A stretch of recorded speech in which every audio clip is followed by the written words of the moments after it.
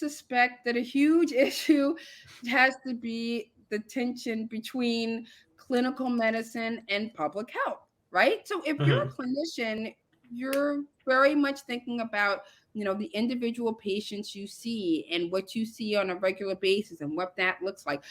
Public health people think, and that's just how I function. You think in the realms of thousands, millions, and you function in terms of the space of how do we balance what is good for many, many, many, many people versus what may infringe on the rights of some other people. And so I think that it can sometimes be challenging to be able to marry the public health world with the clinical medical world.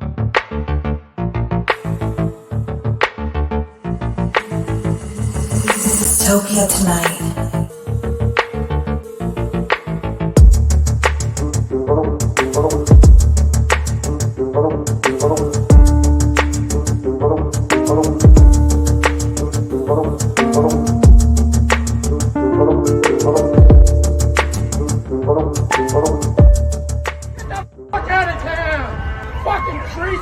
Dystopia Tonight. Hi, Heather. how are you? Good. What's How are going you? on? Good to see you both. Happy to be here. Yes, I'm devastated by Betty White's passing. I mean, I feel like Who I've was talked it? to 20 people about it today, and I'm the most devastated until I talk to the two of you. So I'm glad you're equally devastated. Oh And no, I didn't Yeah. even know how to break it to my wife when it happened. I was like, I how am I going know. to tell her? Did I tell Yeah. you? You know what's funny? I posted about it, and then when I posted, I'm like, John already posted about it 20 minutes ago. I'm like, what? How did he not tell me, number one? Can't just put it on social media without a phone call. I know. Good God.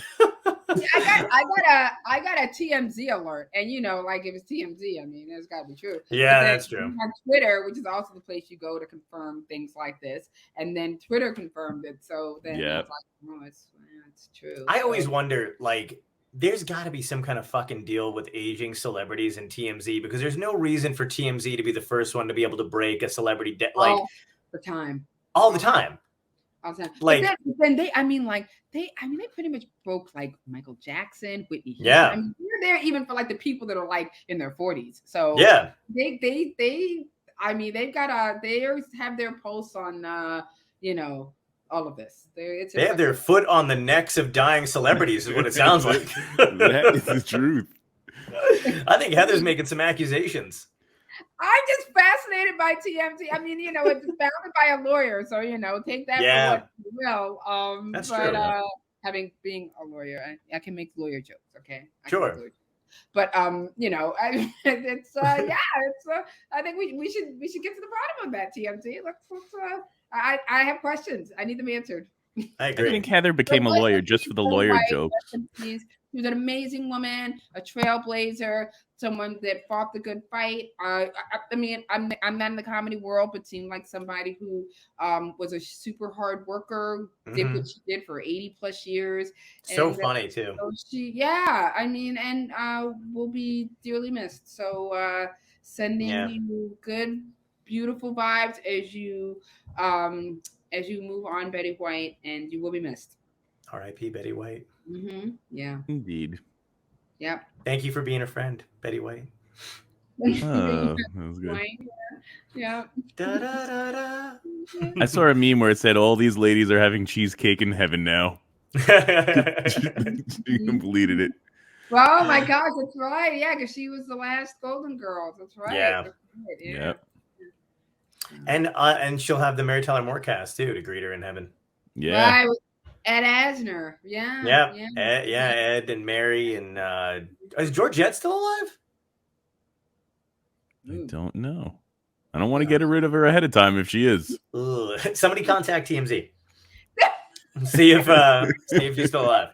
What I also find interesting, because what Heather does best is peer-reviewed articles. So it seems like Twitter is the peer review of our modern, like, not as smart people. I kid you not. I mean, Twitter gets some good, like, on the ground information, and it's sort of like also modern day crowdsourcing. So it's millions of people kind of like getting you the information. It's impressive what Twitter does. I'm highly impressed by Twitter. I am. So What's up, New Zealand? there's Yeah. Speaking of New Zealand, are they still handling the pandemic well? Yeah, New Zealand is doing okay. Everybody's having difficulties now relative to where they were. Australia's a good example. It was just doing amazingly for a long time, and then they've had some blips as well. So everybody's having their moment relative to where they were, which is unfortunate. But yeah, that's where we are, as I'm sure we're going to talk about. Yeah, well, the thing that's I don't think anybody. Well, just for people who don't know, this is your basically one of your areas of expertise. You have many, but like as far as like you do, I don't know what it's too long to list. I think the other day when I was like setting up a clip, I like went through your like credentials and I was like, I'm gonna be typing for the next fucking 20 minutes. I'm just gonna pick the best of. I don't know. How do I introduce you? But you've been doing this for a long time, right? Yeah.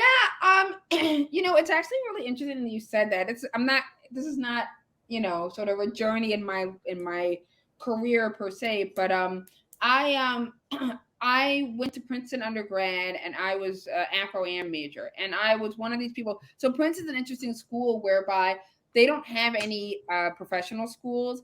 And so you can kind of hang out there and really enjoy yourself, and you look up and then people are like, hey, what are you doing next year when you graduate? And you're like, well, graduating? There's something else I should be doing. So, right. Unlike every other Ivy that has a professional school, Princeton doesn't. So I graduated and I was getting ready to graduate, very unclear what I wanted to do. Ended up going to law school. That's what all good history majors do who have nowhere else to go. And then from there, went to public health school, had a great mentor that suggested it. I kind of always thought I was sort of like a fledgling wannabe doctor, but I really didn't like medicine. But I always really, really liked diseases and how they functioned in society. I was always really interested specifically in mental health issues, and even more specifically in trauma and trauma research, probably because I led a trauma-free existence. And I think sometimes when you are not traumatized, it makes it much easier to be able to help others who have been traumatized. I think it's a lot more challenging if you have a trauma history to help people with the trauma history, because you are trying to grapple with your own trauma history, right. Your own trauma journey, which is a lot to deal with. You can be sympathetic of other people's trauma history if you have one, but sometimes it can be very challenging to help them with it because you're trying to work through your own trauma, and that can be very triggering for you. I like that you say that too, because I feel like that's where we're stuck right now. We're stuck right now with, especially if you look on Twitter or whatever, where it's people who are dealing with trauma constantly checking themselves with also other people who deal with trauma, and it's just back and forth. I would never seek help from anybody. No, I mean, I don't mean this offensively or disrespectfully, but I would never seek help from somebody who is, if I was scared of flying, I would never seek help from somebody on the plane who is also gripping the fucking seat handles and, having a panic attack. But that's what it seems like where we are today, which is nobody wants to hear from anybody who is like, here's what you need to do to fix yourself. They're like, I'm perfect the way I am. I'm going to keep hyperventilating and talk to this guy. Thank you very much. It's such a fabulous point, because usually people who themselves are going through some sort of crisis are going through the crisis. So it's challenging for them to be able to also sort of step back objectively and say, I'm in my own crisis, but let me also help you with your crisis. So I think that's why I was always interested in trauma work, which basically because I could look at it objectively and felt that there was a space for me to help. And then, from there, I got my master's in education at Columbia's Teachers College. And my focus was actually adolescent health and adolescent mental health, and looking at traumatized youth, because I was very interested in starting a nonprofit around that, which I actually ended up doing. And it exists today. And we work with young people ages 4 to 24 who have been traumatized, court involved, in foster care, homeless. We have a student right now that is in a shelter. We're trying to get him and his family out. So we work a lot with that population, and we are a service provider for other organizations. So we work with about 4,000 students a year, and we have 78 youth nonprofit partners in New York, New Jersey, and Pennsylvania. So that's the work I do. So I'm a public health law professor. Awesome. The degrees, the public health degree, the law degree, and the education degree would suggest that I had this all figured out at age 2. You know, I like to joke that I figured it out like yesterday. So, you know, it's been a journey for me, but it's been a wonderful journey, and I'm glad that I can, you know, be able to do the work that I do. I've been doing public health for a very long time. And I would say up until about 2 years ago, when I told people that I was a public health professor, 9.5 people out of 10 were like, I don't know what you're talking about. I don't know what it is. Could you explain it to me? Sometimes they wouldn't ask me to explain it. They just were like, I don't know what that is. It doesn't sound very interesting. You know, my work before COVID, I did a lot of Ebola mandate work. So looking at Ebola and how we dealt with that from a regulatory perspective. Really interesting case several years ago, Casey Hickok v. Chris Christie, which basically looked at the legal fight between a woman, a nurse who came back from Western Africa versus the then governor of New Jersey, Chris Christie. I also did a lot of work looking at seatbelt laws and a lot of work looking at you know, other public soda bans and 1918 flu. But it was all very sort of theoretical. And then COVID happened and my life completely changed from the theoretical to the reality. That's kind of how I ended up being here with you two wonderful individuals. Thanks. Trajectory.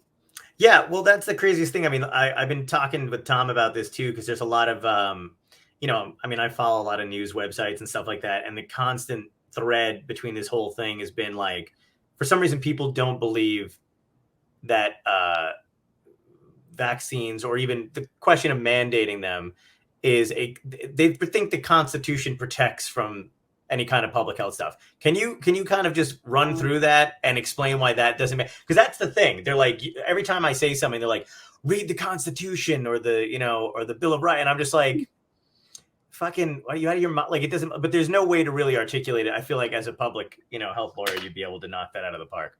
Okay. Yeah. I mean, so briefly, there's this thing that we fought about 150 years ago called the Civil War.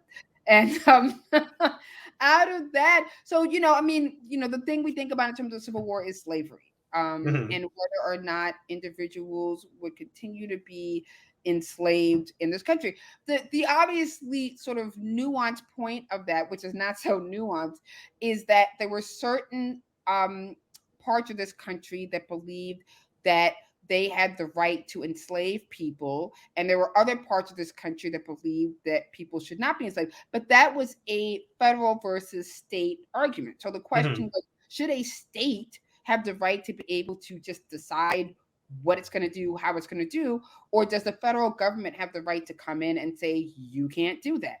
So we fought a whole war over that. And in the end, we decided to become these United States that went forward, basically saying there are certain things that the states can do, and there are certain things that the federal government will do. So the federal government has certain enumerated rights. These enumerated rights are articulated in the Constitution. There's not that many. So the federal government can do a few basic things. They can take your money. That's called taxing. They can spend your money when they tax you. They can declare wars. They can do something called necessary and proper clause, where they can sort of, it's a little bit of a catch-all, but it's basically sort of like a couple of other things they can do, but it's not, you know, super expansive. It's very sort of nuanced. And that's really about what the federal government can do. And this is all articulated within the Constitution. What can the states do? Everything else. The states, so what we did as a country was essentially to say, the Constitution enumerates the rights that the federal government has and what the federal government can actually do. The federal government also has power over what's called interstate commerce. And that essentially is anything that has to do between two states. Something I often like to talk about too is, so for example, kidnapping is usually a federal law. Why is kidnapping usually a federal law? Because normally it involves several states. So the example I often use in class is, so let's say you're hanging out in Fort Lee, New Jersey, and you decide to kidnap somebody, and you're like, you know what I'm going to do? I'm going to, well, as you know, if you live in New York and New Jersey, you're not spending George Washington Bridge. Right. And I'm going to take this person to New York, and then I'm going to hide them somewhere in Poughkeepsie, right? Right. Well, you now are in the federal system because you involved two states. It has become a federal crime. And that would then put you into the auspices of the federal government. So that's a federal crime. But though there's actually very limited situations where you will find yourself afoul of federal law or in federal jurisdiction. You got to actually work pretty hard to do that. You evade your taxes, you kidnap somebody. Even murder won't get you there unless maybe you murder like a bunch of people in a bunch of different states. But basically the federal government is very prescribed in terms of what it can do. The rest of it it's states, including public health. And as Tom is super sick of probably hearing me talk about, there's a case he and I talk about all the time called Jacobson v. Massachusetts. It's a 19, he can probably cite it better than me. It's a 1995 case and involves a man named Henning Jacobson, who was a pastor in Massachusetts, didn't want to get the smallpox vaccine. He waited out Cambridge local government for 5 years. They're finally like, my man, you got to get the vaccine. He's like, no, I'm not getting it. And so he was arrested and fined. And the basic question in that case, the most basic question is, does your local government have the right to say to you that you have to do something to protect yourself? Remember, he needed to protect himself, but also the bigger issue, which John, you allude to all the time, protect the greater public. And the answer is absolutely. So the Jacobson case, it is still good law. It's the most important public health case that any of us know of. It stands to this day. And that case, which is now 120-ish year old case, stands for the proposition that your local government has the right to be able to prescribe certain laws that will protect the interest of the public. And it balances the tensions of your personal civil liberties balanced against the public health of others. And that is the tension. But in cases like that, the local government has the right to be able to prescribe certain laws. Is there a reason though that there's nobody? I mean, like, because I don't understand this. We have a clip of Biden that I want to show too, that Tom's got geared up. But like, I don't hear anybody talking about it. I've never heard. I mean, I like Fauci, but I've never heard Fauci really say anything about public health. There seems to be genuine disinformation that people don't really seem to understand, including like, we were talking about earlier, clinicians and basically the way they're looking at it and not looking at it from a public health standpoint. Why? I mean, I don't understand what the disinformation. Where is it coming from? Again, you're on it as always tonight. I suspect that a huge issue has to be the tension between clinical medicine and public health, right? So if you're a clinician, you're very much thinking about the individual patients you see and what you see on a regular basis and what that looks like.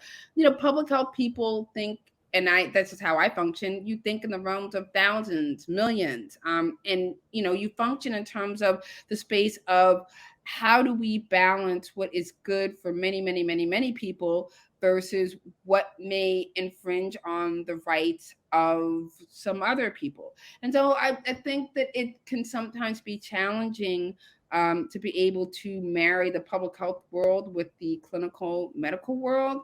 And also, as I've told you, I feel like I'm a super nerd, so I could talk all day about Jacobson v. Massachusetts and Chris Christie v.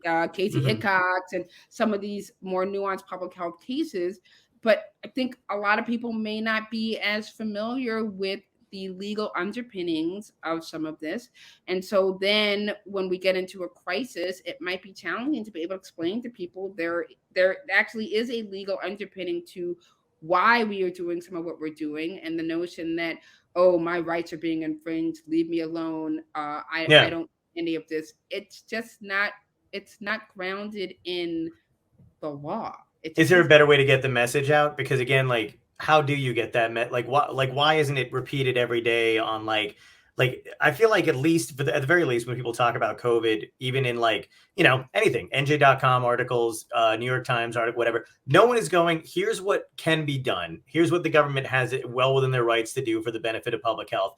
And here's what should be. It's never that. It's never any of this. The only person I've actually heard any of this from is you. So I don't understand.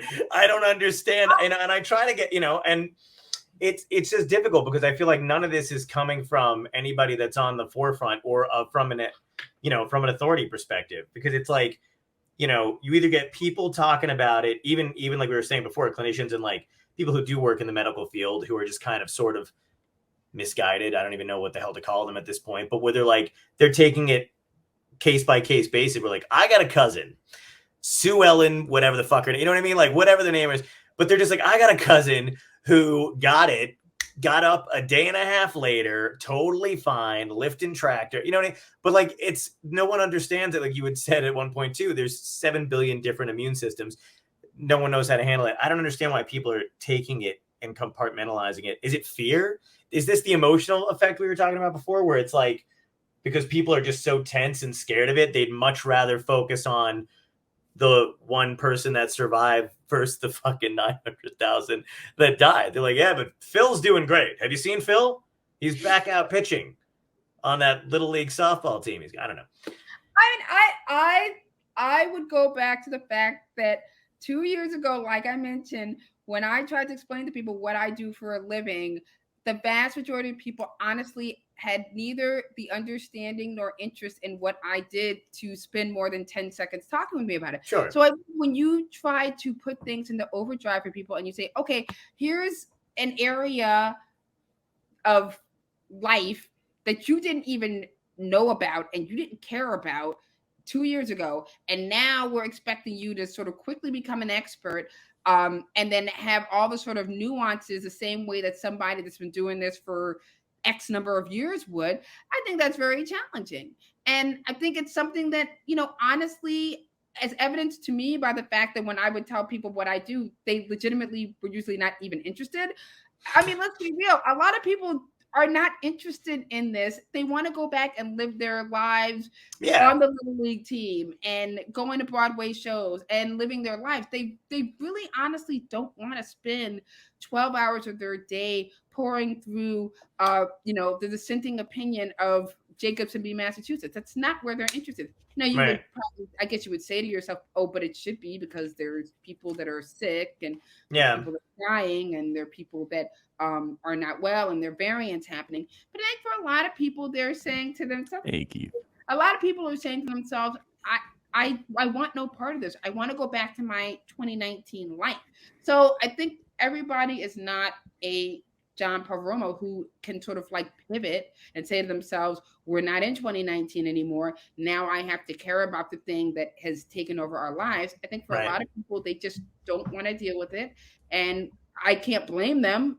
It just happens to be that this is like my life's work. So to me, this is like the moment I've been, 10 years ago, I thought I'd live my life out as like an old-timey Medicare and Medicaid attorney, because that's what and it didn't work out that way. I think for people like me, who this is my life's work, this is the moment for people like me. For other people who want to be able to just go off and live their lives, I think they're just very angry and they want to go back to how things were. But I agree too. And I mean, I'm angry. Tom's angry. I mean, we've lost work, and I want to get back. I was nicely easing back into doing gigs, even though I demanded that they all be vaxxed and all that other shit when Delta was going around and stuff, and people wore masks and whatever. But like, I'm angry about that kind of shit too. But I feel like the message was never there in the first place of like, I'm not even trying to place blame, even though it sounds like it, but it does feel like it's poor messaging, which is like, if we just do this all together for this amount of time, then we can have our fucking, summer in a year or whatever the hell it is. But I feel like it's gone. There's no messaging because now it's like we were talking about at 1.2 is it's out of control. Omnicron, our viruses. Well, play that clip of Biden real quick before because this, I think, Vice President said in recent days that you didn't see Delta coming, you didn't see Omicron coming. How did you get it wrong? How did we get it wrong? Nobody saw it coming. Nobody in the whole world. Who saw it coming? I guess the Vice President said in How infuriating is that nobody fucking saw it coming? I mean, I'm literally going to splice that up and have you, because but you've been talking about variants since the beginning. Yeah, I've been talking about variants since March 2020. Yeah. I mean, I chuckle because thankfully for you, John, you haven't had to listen to me drone on. But poor Tom has been here for years. Oh, I appreciate every second of it. So he's gonna have to listen to some more of me droning on. But the very first show we did, which I had to be reminded of this, but the first show we did, but it makes sense. I was talking about mutation and variants. And my mantra for the whole point, every time somebody comes to me and they talk about, but there aren't that many deaths, but there are not that many people sick. I always say the biggest fear we have from a disease like COVID-19 is mutation, variant, it changing. And again, there's a really great quote from an immunologist in the Midwest, and he talks about how Dr. Loring, he talks about how COVID is getting better at being a virus. Mm-hmm. I mean, COVID-19 was like, whatever, like a 5-year-old. COVID-19 of now, so Delta, Omicron, it's like a fully fledged adult. It got the memo. And the other thing to think about, and again, I drone on about this, but a virus isn't successful if it kills everybody, because then it's dead too. What a virus is going to be good at is figuring out the secret sauce, the secret virus sauce of how many people can I get sick enough so that I can do my thing and just keep living. And again, the example I always give is chickenpox, herpes zoster, right? Which, we don't hear about it as much these days because there's a vaccine. But back in my day, certainly, you got chickenpox as a child, and then guess what? It lived on your spinal cord for 40 years. Then as soon as you're like going into retirement, ready to hang out in the villages, boom, you get shingles, right? Yeah. It's a highly successful virus to live in your body for 40, 50 years and then pop up with something else. And then boom, you've got shingles. So that's like, chickenpox, it's sort of like, I feel like if we had some sort of like, celebrity virus show or something, chickenpox would be waltzing in with like the crown on its head. Like, look at me. Yeah. Chickenpox would be accepting the Lifetime Achievement Award, and everyone's like, "How did you do it?" And he's like, "Exactly, please, Lifetime Achievement Award, exactly, right." One small step for germs, right? Exactly. COVID is like, wow, that is impressive, chickenpox. So that's what you have to think about. So I mean, yes, I to say that nobody saw variants coming, and and compared to my public health colleagues who are deep in the immunology world and very much steeped in the virology world, those people 100% saw this coming. Yeah. They may not have been able to tell you the exact timing. They may not have been able to say, in January 2022, we will have this variant. But I would say anybody who's a public health person who was paying any sort of attention back in 2020 would have said to you, that's the huge concern, is that we have a variant or a series of variants that become even better at being a virus. So I'm hard pressed to see how anyone who's a public health person at least would say, wow, we're caught flat-footed on this, super clueless. Right. And it seemed like he just shot his whole team in the foot by doing that anyway. You know what I mean? Like he obviously does have a team of people that are like, the fuck, dude? Like, what do you mean none of us, makes them look shitty, Right, because he's got a team, that team, they're very hardworking people and they're very committed to the work that they do. And so I would say that the public health people in that administration certainly, I mean, if they weren't concerned about variants, I'm not sure then why they've been doing what they're doing. Right. Because the whole reason why you would be doing all of these public health measures would be because you are concerned about the next variant. That's exactly why you would be doing why you're doing. Right. And then, so some people, I think, have been saying that, there's been There's another thing I hear all the time too, because everybody gets their information from I don't know fucking where. So I just want to clarify if it's. But a lot of people are basically like, this is going to go by quickly. Any merit to that? Any idea? Does anybody actually know how long Omicron's going to? Yeah, I've heard like a couple weeks left. I think people are it's fascinating. That's a great question. I think people are basing this on the fact that things are starting to get better in South Africa. So, with a lot of these variants, what we've been doing is UK is a really great example. They're ahead of us by, a couple of months. Italy's been, sort of like a good barometer. And South Africa potentially is a good barometer for us. But South Africa is a very different country than the United States. It also has a very different vaccination history.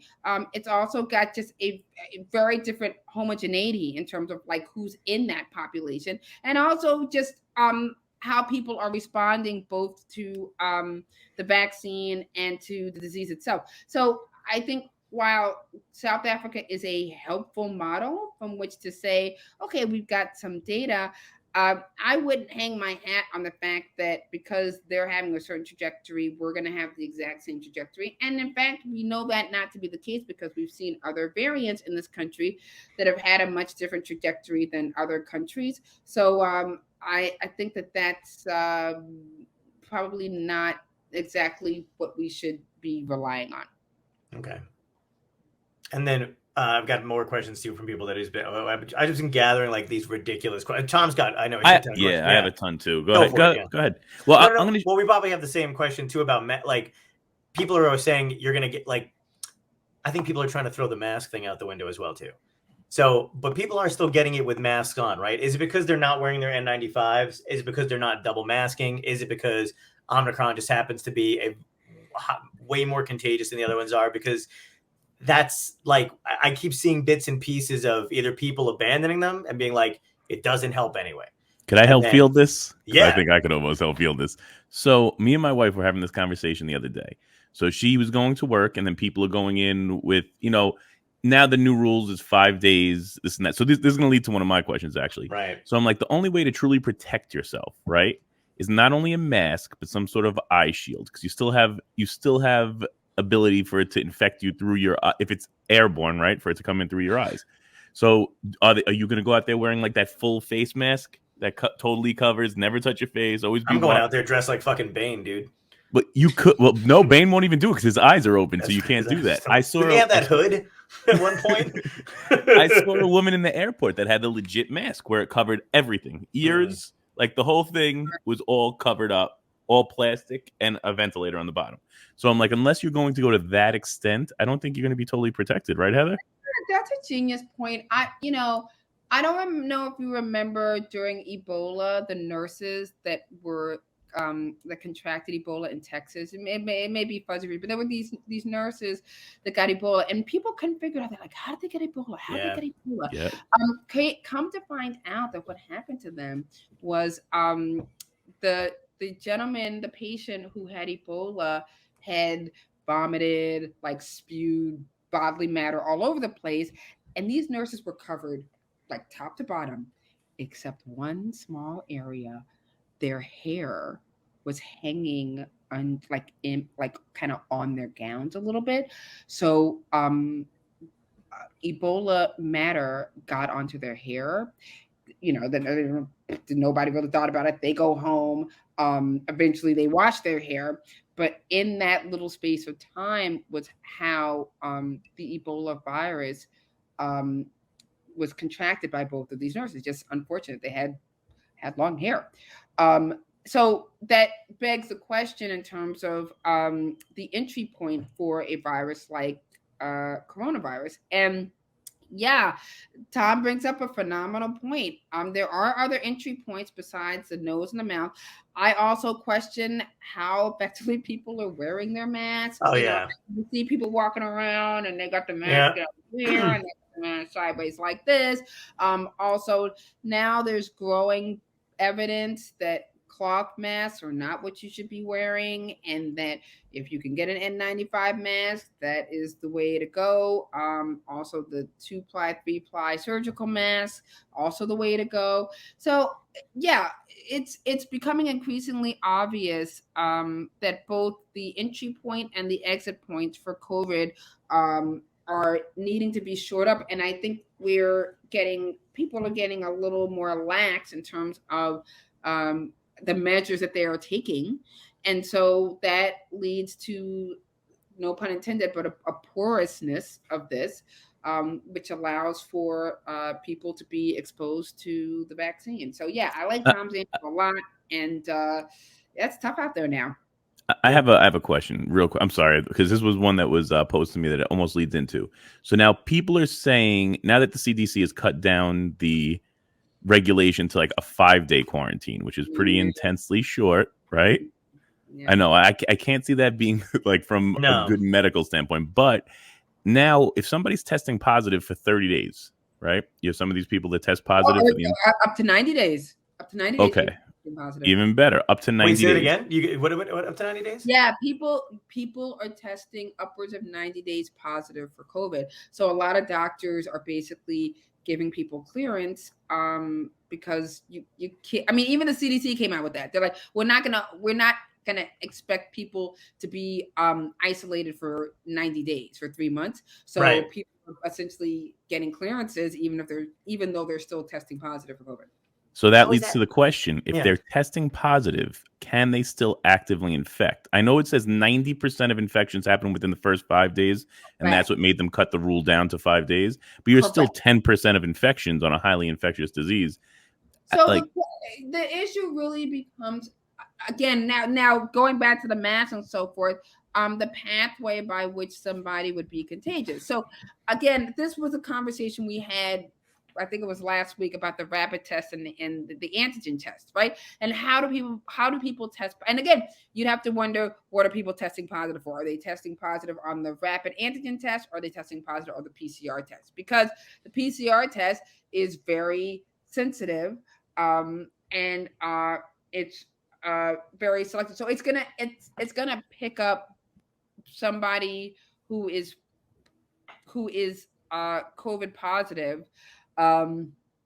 It goes through like 30 to 40 cycles before it comes up with a positive test. So it's going to pick those people up, even though they may not be contagious. The people you have to be more concerned about are the people who are getting swabbed. So they're getting these rapid antigen tests.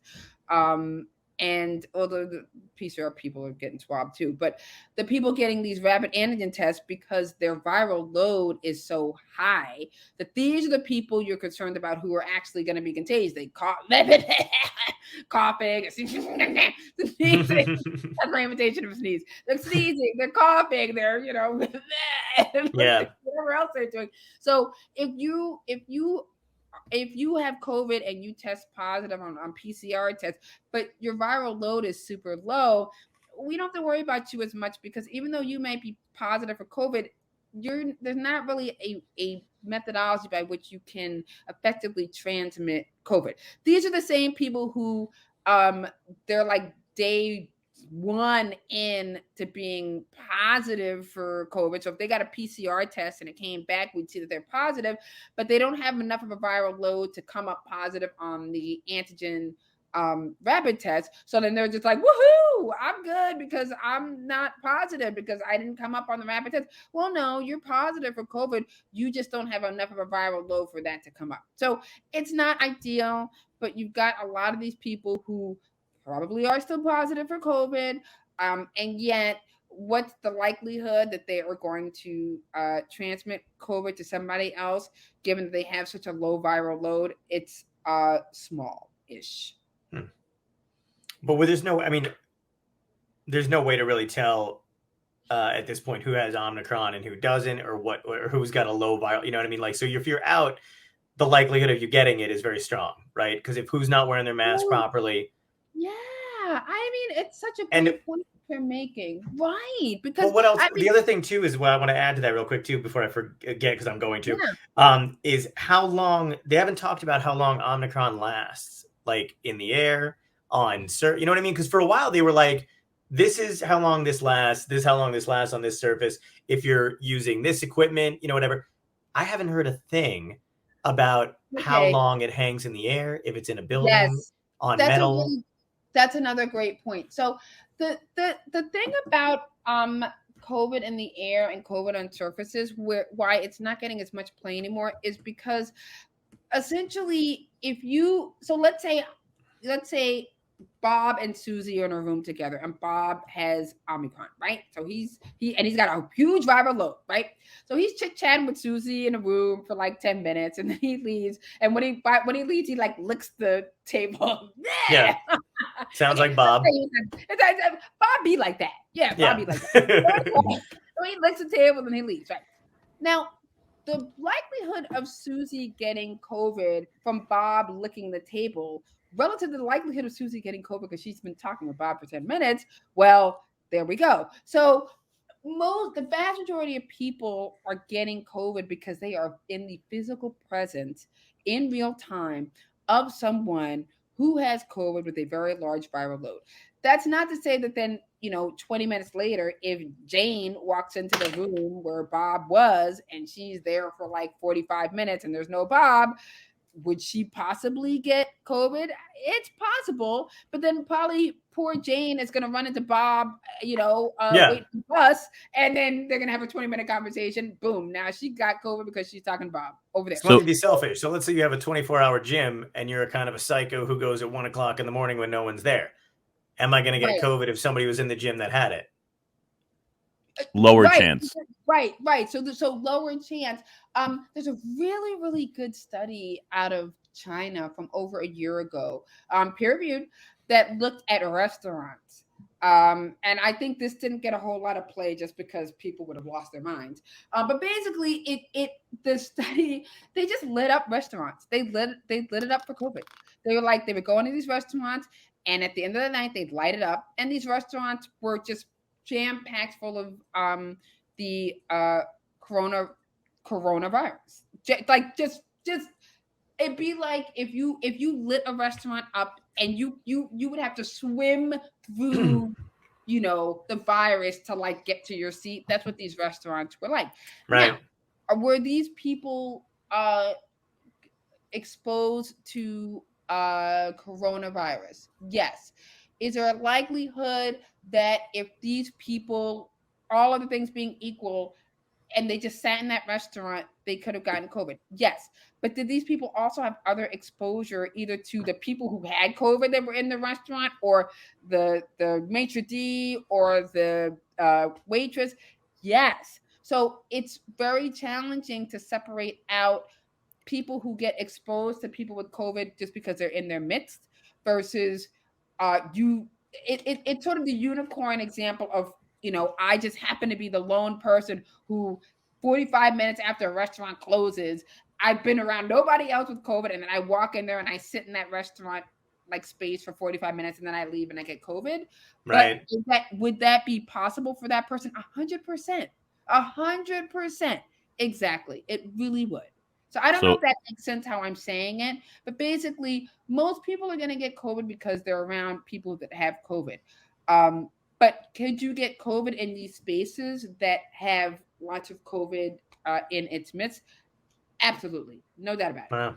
Okay, so Eugene has a whole bunch of questions. He said he wants to know if it is a lower chance. So it's a lower chance, and he said he worked in a restaurant for the last 2 years, and he's been COVID free, which is good.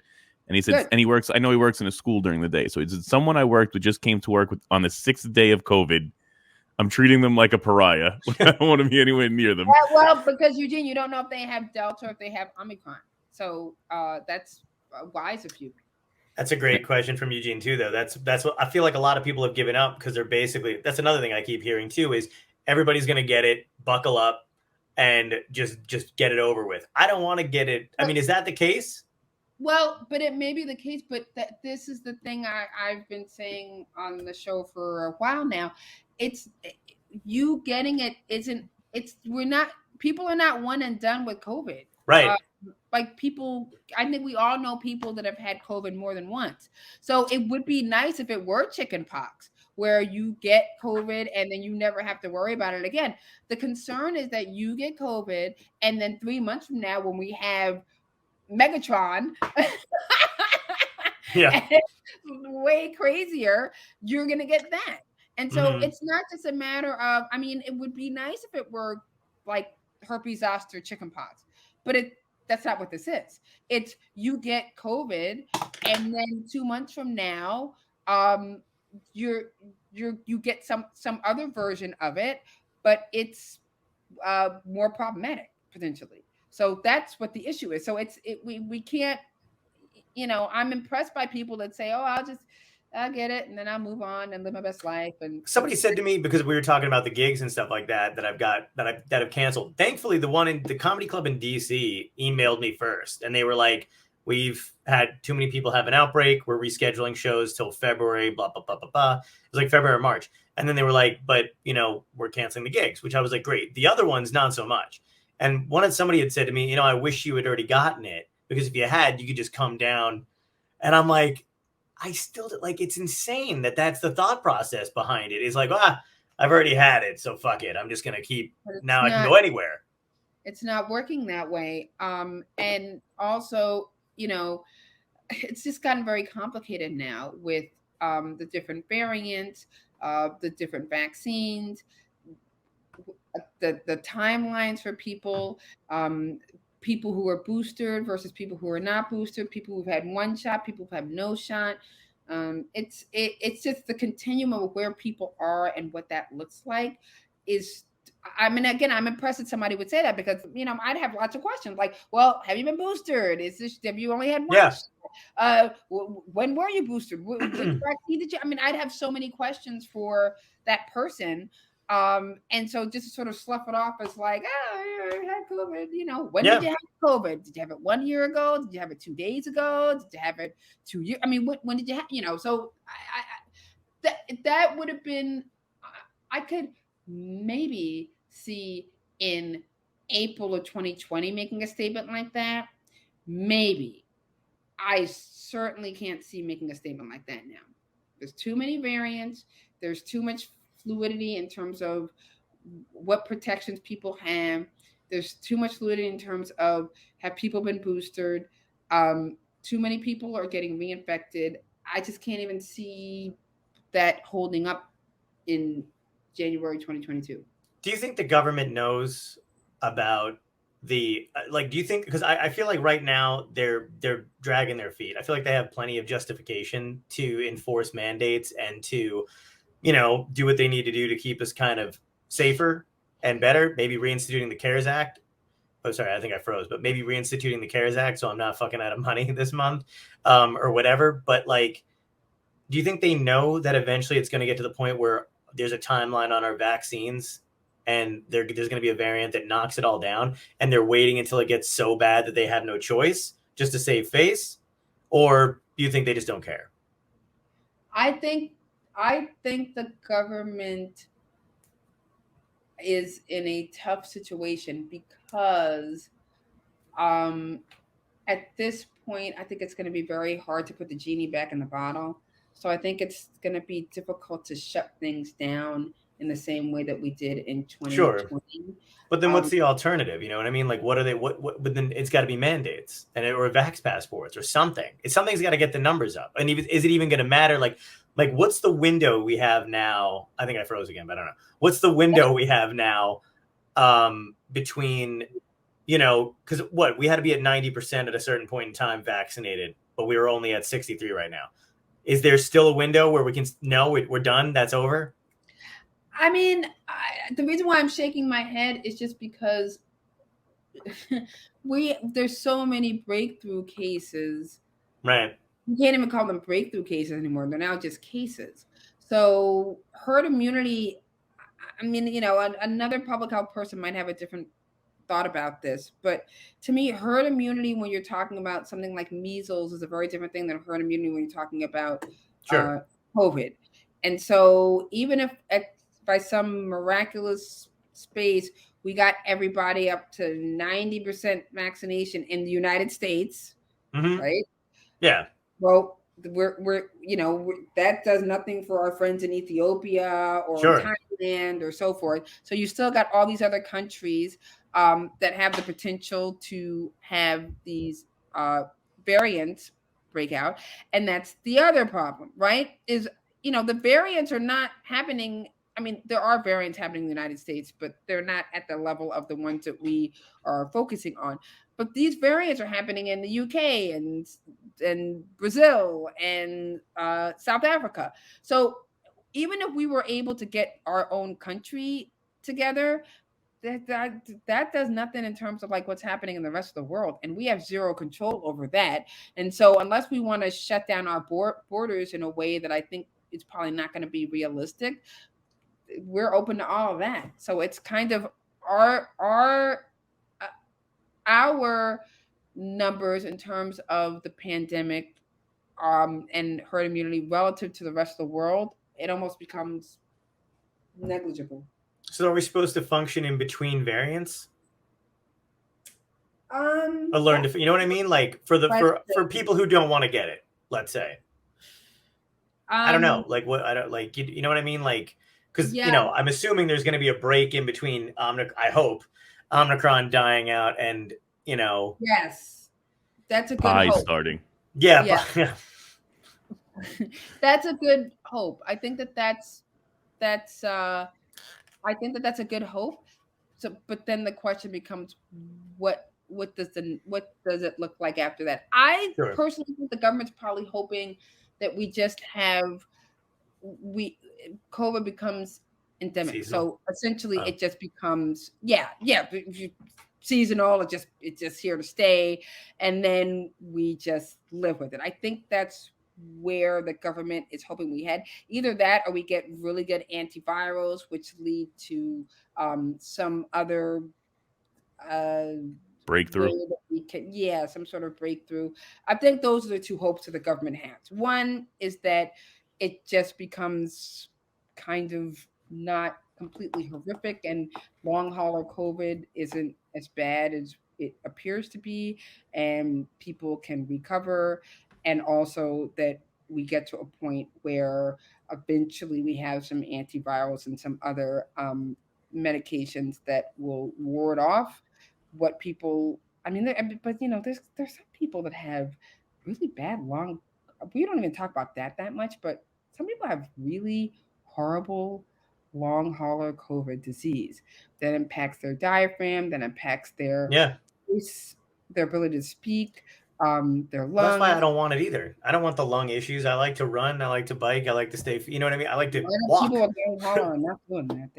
They are not biking. They are not running. They're not. So right, exactly. So those are all the things I think the government is hoping that we avoid. So I don't think that it's that they don't care. I think it's more of a fingers crossed, hoping to it's. I mean, they might as well not care. It's an interesting strategy, right?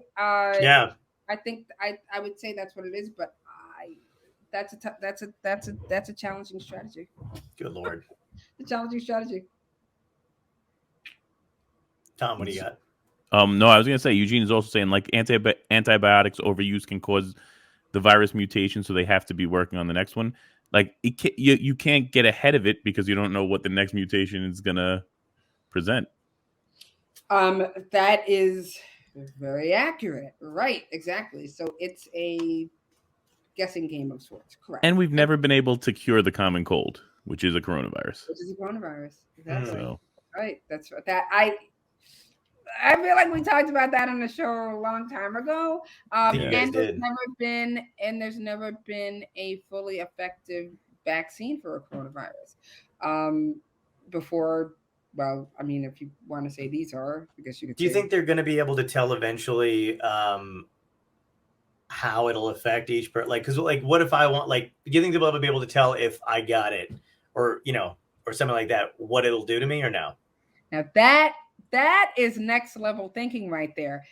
Yes, I do. Now you're starting to talk about genetic mapping and specialized medication, and that actually could become extremely interesting.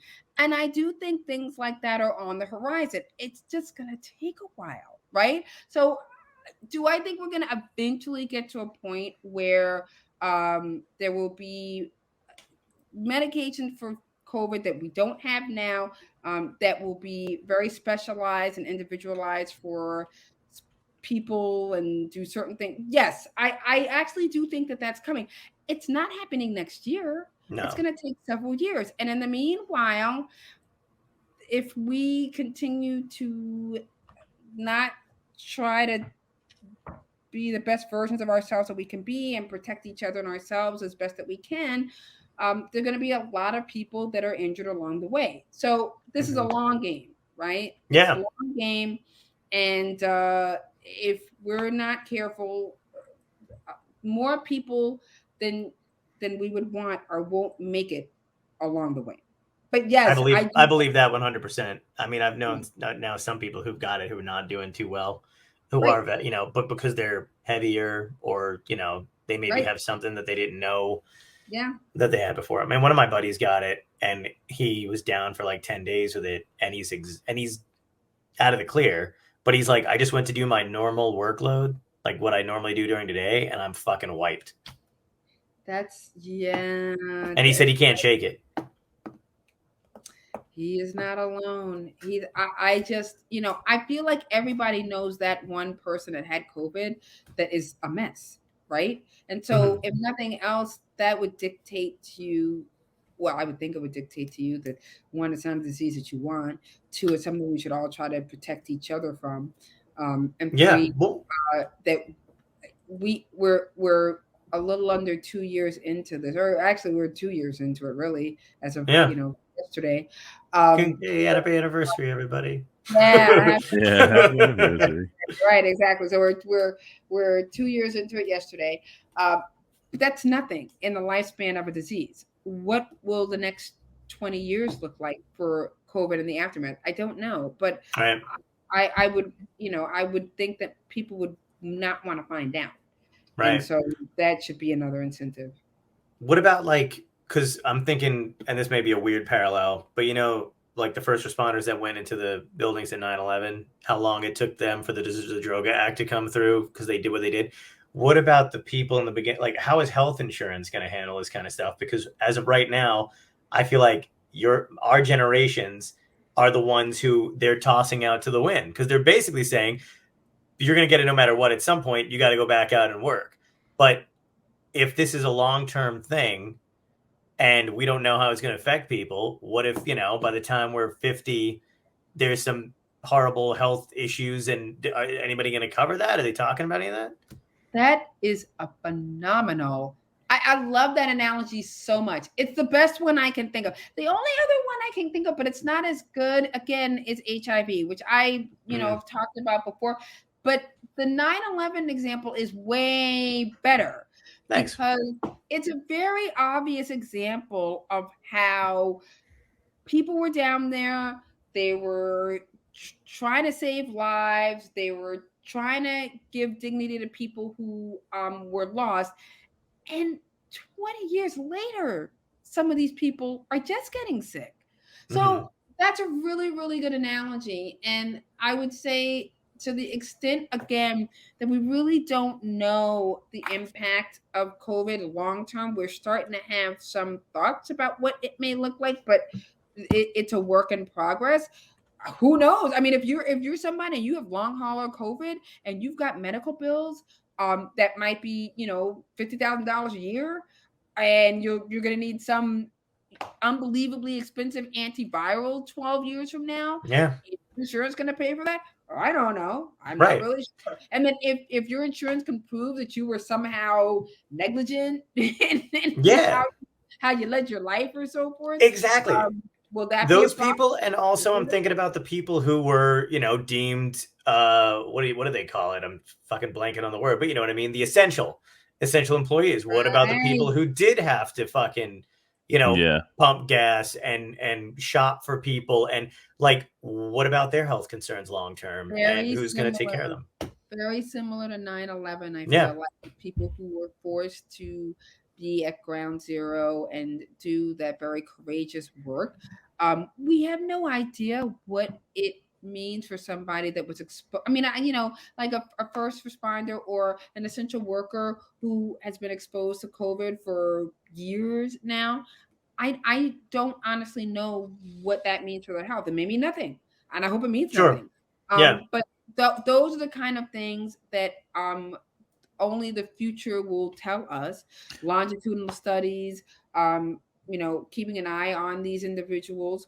But 9/11 again is an interesting analogy, and I think it's as good of an analogy as we have in the modern era. Thanks. And then it was. I thought it was crazy because it was the only thing that made sense to me at the time. But I was like, is it two different extremes? But I'm glad that it's not. That's a great analogy. The only way I could explain it to myself. That's actually, I love the analogy. I think it's a really, really, really solid one.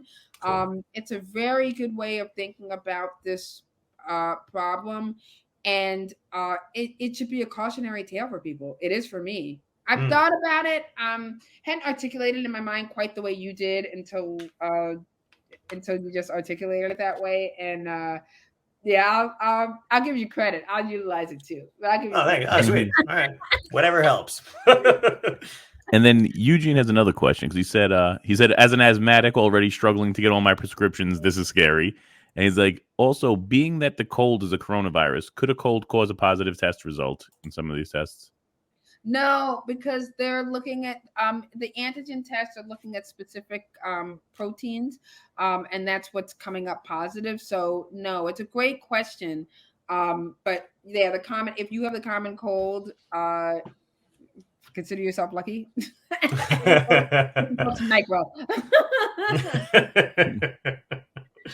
a good question though, but different proteins are popping up for the rapid antigen test and the PCR test. Right. The what was I gonna say too? Anybody else, if you do have questions, make sure you shoot them over. I'll be sure to address them as we go through everything. Sorry about that, guys.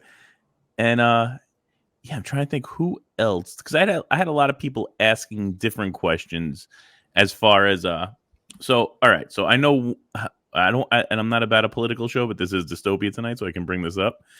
So a lot of people were hoping that with the change in mayor, that he was going to go in the completely opposite direction, not acting like he is also from the same party as the previous mayor and everything else, and thinking that New York City was going to get things lifted. It looks like he actually instituted more regulation, right? Mm-hmm.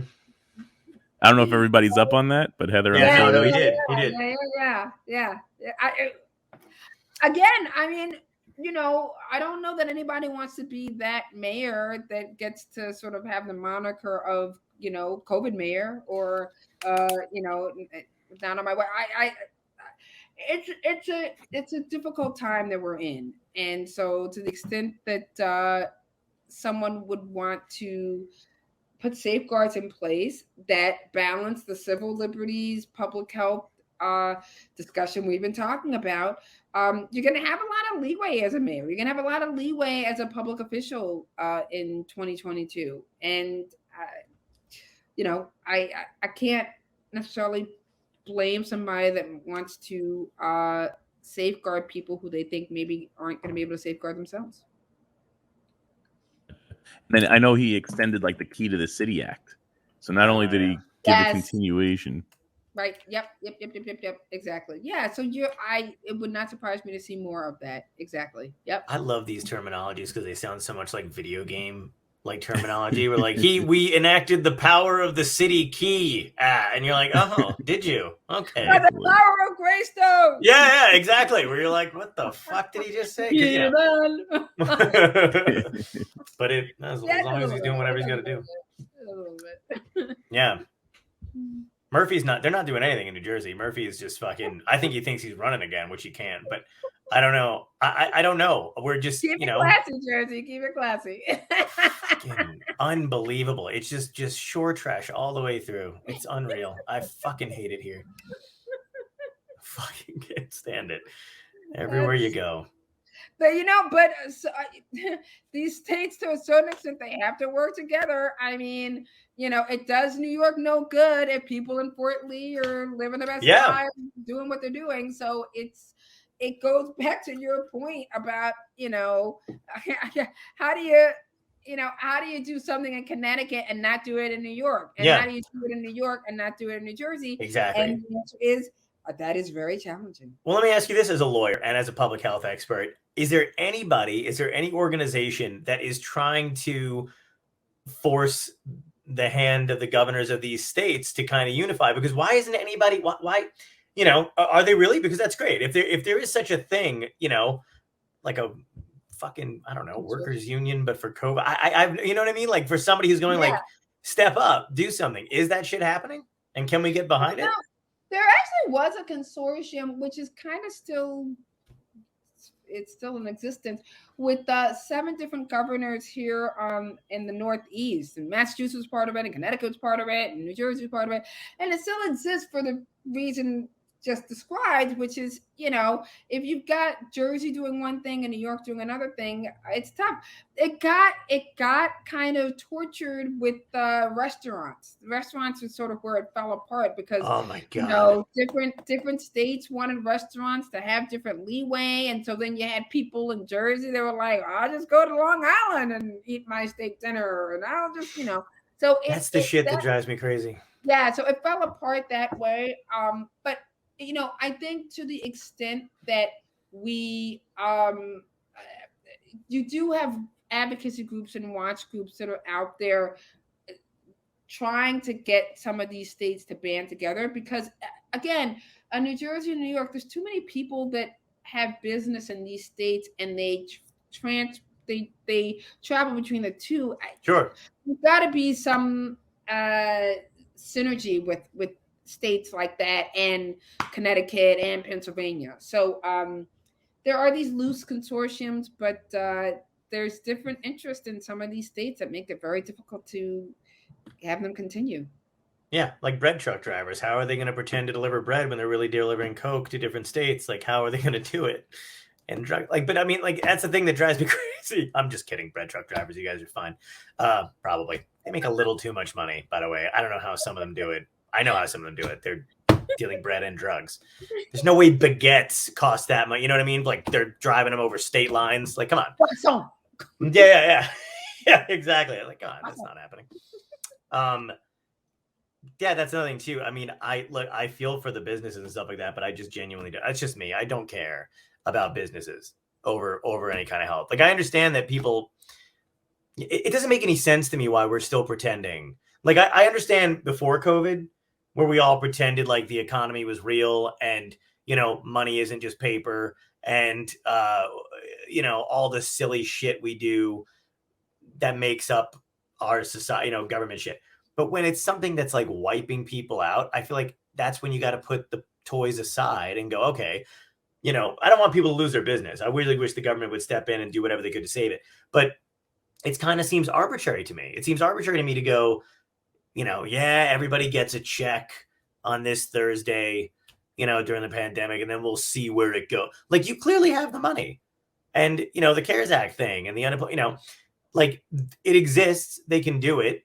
I don't want to be caught. Like, there's no way to not be caught in that balance. I don't know.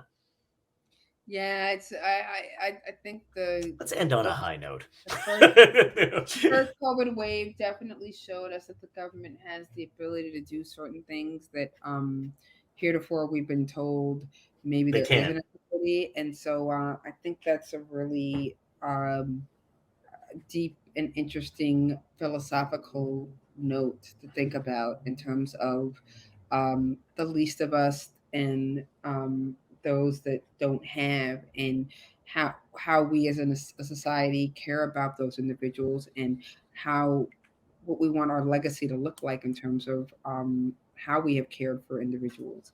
Right. And so I think to It's the not looking extent good. to the extent that we there's a lot of studies looking at prison populations and how you can measure society by how they treat those that are incarcerated. And I think the COVID era will be another way to measure societies in terms of how they treated those who didn't have enough to eat and didn't have places to sleep. And There's a good Dostoevsky quote about that, I think, about the government of societies judged on. I'm gonna fucking butcher it. I'll edit it in later. But it's me in a different shirt and like a smile on my face, and I'm like, but yeah, it's basically a society can be judged based on the how it treats its prisoners or something like that. Yes, that's exactly right. Yes, exactly. Something like that. Yep. Yeah. Yep. I'm sure everybody who thinks I'm a commie anyway will be like, he's quoting a Russian, but whatever. I don't care. That's gonna help my my anti-commie the amount of times. That's just crazy. I feel like I don't know. Do you have any more questions from the people, Tom? No, I'm okay right now. If anybody else has it, feel free to shoot them in though. Yeah, I feel like we've gone like not way over, but you know what I mean. We always try to keep it as an hour, but it's always a pleasure to see the two of you. And yeah. I want to thank both of you for keeping this topic at the forefront and dealing with it in a very sensitive and intellectual manner. I think it's a source of pride to me to be able to feel as though in some kind of a way I can give information to people, and hopefully somebody out there can take it and make some decisions based on it. And so, the fact that we're all here together, able to do that, I think is something to be proud of. Yeah, I agree. And thanks for doing it too, because I like literally quote you almost every. I'm like, my friend Heather. Yes, my friend John. And then I like list, and then I like have to list your fucking credits, and I'm like done that. But yeah, it's crazy, and I just thank you for all the information you provided too, because it's provided a lot of clarity for me, and it's helped just me kind of steer clear of a lot of bullshit that people are like. To give you your due, John, I think somebody like you, and I mean, Tom knows I feel this way about him as well, but I think you have to have a certain mindset coming into this in order to be able to give back really amazing information, and also to be able to absorb it in a way that you can convey it. And everybody is not there. Right. And so to the extent that the two of you are, then I appreciate it. Tinsman says, thank you for a wonderful conversation. My wife actually has a question, which means she wasn't watching the whole show because we did it before, but we'll do it one more time for you, Lauren. So she's saying, I know we already spoke about this, but I have a coworker who was at home for more than 10 days and still showing positive, but no symptoms and coming to work. Are they contagious if they're positive? So this is, I mean, the question I would have would be like, what test did they get? Did they get the rapid antigen test? Did they get the PCR test? They probably got the PCR test. But unfortunately, and the CDC has said this, and it's a small comfort to somebody if maybe you have a coworker in this situation, but at a certain point you gotta just pull this and be like, okay, you've done your time, and right, just go back to live your life, because people can be positive for upwards of 90 days. So that's, again, none of this is an exact science, but somebody like that probably is not contagious any longer just because their viral load is very low. But that doesn't mean to say that on a PCR test they're not going to come up positive. And it's also not to say that there isn't some, small possibility that they might be able to transmit the disease to somebody else. But more likely than not, they don't have a viral load in their nasal passages that would emit COVID. But I would say they certainly should be wearing masks. You know, if you got N95 mask or like 10 hanging around, you might want to give them to them. So I think they should be taking precautions. They should be washing their hands. They should. I mean, that's me. Like me personally, I would still stay at home, right? But if I were at work, I'd be wearing N95 masks. I'd be washing my hands. I'd have a separate office somewhere. I'd be coming into a store. You know, I would be doing all those things. So I guess what I wouldn't understand from that person would be, are they like in the office, you know, with their feet propped up, you know, hanging out with no mask on, singing an aria? I mean, what so you know, those are all the questions I would have about that person. And I would also think that just because of trying to be a good citizen, they would want to take as many precautions as you can. So this goes back to John's original point, which is, you know, like if you've got people who are not doing the right thing and they're not wearing masks and they're, you know, not washing their hands and they're not staying away from people when they should, well, then they're not doing the right thing. Right. That's kind of where we potentially are with people. What would you recommend for people going to work with those people? Do you think they should make sure they're wearing a bunch of N95 masks for them? Here you go. Yeah. Yeah. No, I mean, all kidding aside, I would. The workplace should have certain policies in place. So the first thing I'd be checking would be, what are the workplace policies? What does your workplace say about when people can come back to work, where they should be working, how they should be working?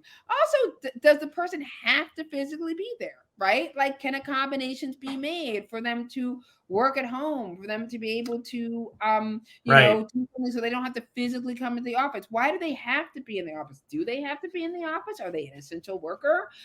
So these would all be questions. Are there ways to accommodate this employee at the workplace for another couple? We're not talking about forever, but for another couple of weeks so that they don't have to physically be there. Can the job just give them time off? I mean, these are all possibilities that I think the workplace should explore, and the workplace should have policies in place to deal with this. So I have a friend who works at Island Beach State Park who was exposed to this woman, this other nut job that I do know that happens to work there, who is a Trump supporter, completely anti-vax, has never gotten vaccinated, and had this crazy ass large gathering of her family members over the holidays, caught Omnicron, came to work, and knowing she coughing, no mask in a state park, which I'm pretty sure there's laws against at this point, right? Isn't there supposed to be like, okay, so comes into the state office,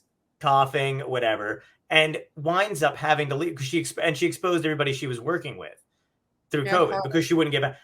Can there be charges pressed? Can the state be sued? What's the ramification for that? It's funny you mentioned that, because that, I mean, you know, whenever I think I'm, you know, well, let me just put it this way. I think I'm going to have a job for a while. Because what you just mentioned, you know, that was a huge thing with the HIV laws back in the day, where you had these cases with people who had HIV and then knowingly had sexual relations with somebody, and then the notion like, well, that should be actionable. Well, yeah, then it became actionable. So, you know, this notion that people potentially, this is what I'm saying about, like, where are we heading with some of this?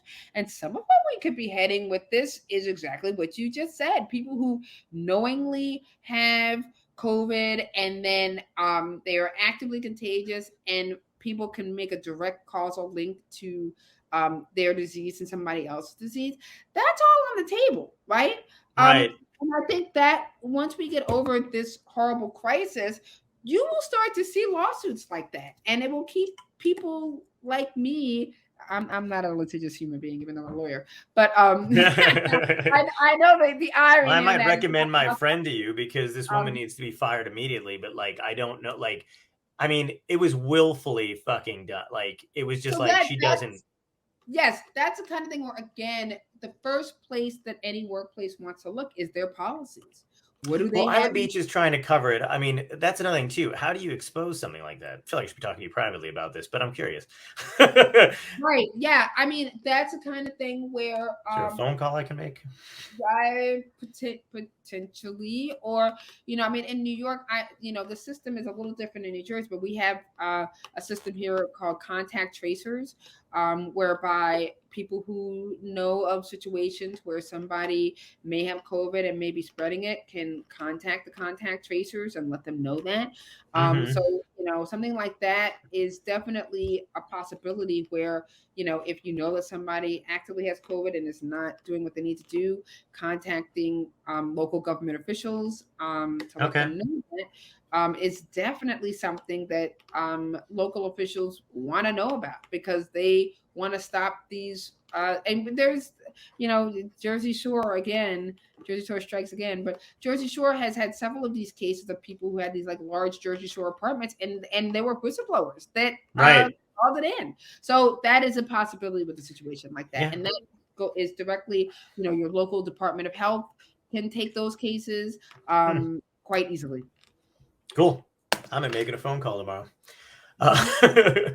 Well, thank you so much for coming on. We have any more questions, Tom, before I get the hell out of here? No, Lauren said she'll be ordering some new masks ASAP.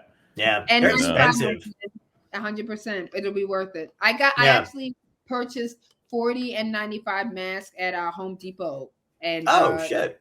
Yeah, wow, you were able to walk in and pick them up? Yep. I sure did. I got them in Staten Island. I might be going to do that tomorrow myself. I can't get to Staten Island. Home Depot on Targi. So, you know what? Before we go, I think that's another good thing to touch on, because John's having a little bit of trouble finding some tests. Are there any recommended sites or locations to get tests or masks or anything of that nature that people might want still? So masks, definitely. I mean, like I'm not joking. Like I can help you out with that. My nonprofit does mask distributions on a regular basis. So I'm happy to be a resource for you or anybody else that wants to have information about that. Most Department of Health have information about the mask.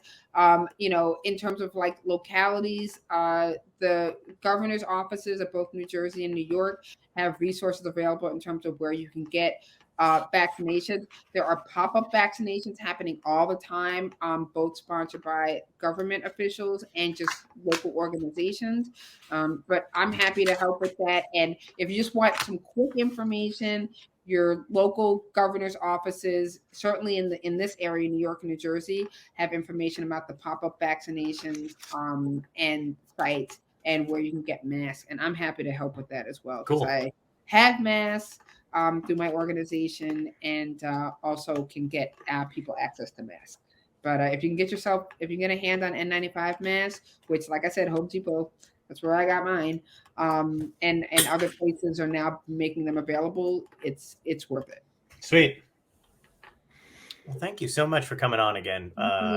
Always like talking about this stuff. I have a feeling I might be back. I hope I'll be back. Oh, yeah. I hope you invite me back. Oh, absolutely. We'll definitely do more for sure. Yeah, there's going to be more stuff coming on. Good. It's a good way to start the second season of the show. Indeed. I always feel like I'm a Debbie Downer. So I wish I could have more upbeat information, but at least Heather's got a cure. That's where we are, right? So. Yeah, no, I know, and it's good to know. I'd rather know than not know. Yep. Indeed. Exactly. Thanks again, Heather. And we will see you very soon, I'm sure. Well, I'll see you on Facts Not Fear. I think we're going to be doing a lot more of this for the new year. Okay. Thanks. Good. Bye. All right, thanks so much.